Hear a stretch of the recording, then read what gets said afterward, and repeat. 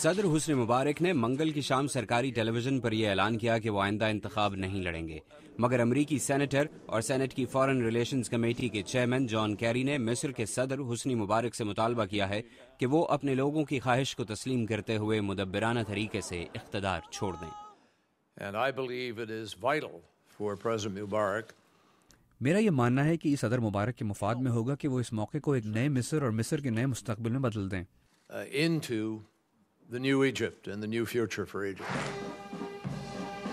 गुज़िश्ता 30 साल के करीबी इत्तेहादी सदर हुस्न मुबारक के मुस्ताफ़ी होने से अमेरिका की तशवीश में इजाफा भी हो जाएगा।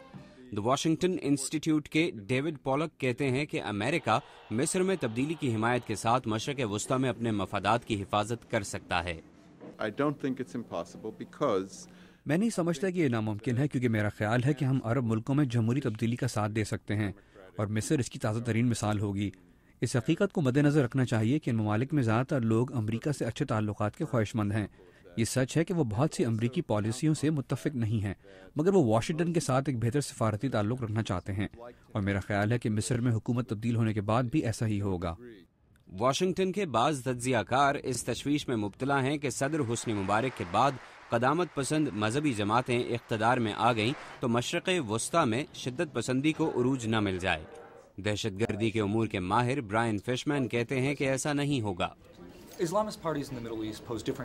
मशरक़ वुस्ता में मजहबी जमातें अमरीका को मुख्तलिफ चैलेंजेस देती हैं।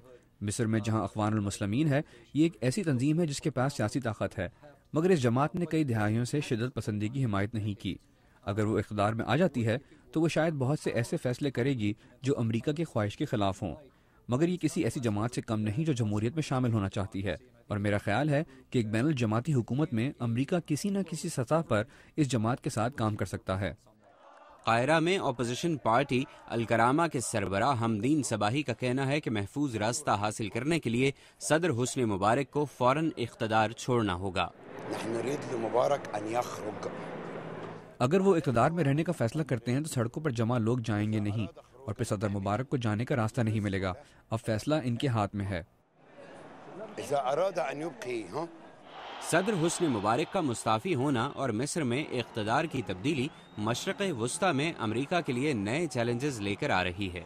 तब्दीली की लहर उर्दन में भी पहुँचती नजर आ रही है। शाह अब्दुल्ला दोम ने मुल्क के वज़ीर आज़म और उनकी काबीना को फारिग कर दिया है। देखना यह है कि क्या अमेरिका के एक और मजबूत इत्तेहादी अपना इक़्तिदार बचा पाएंगे। Mohammad Atif, Urdu VOA, Washington.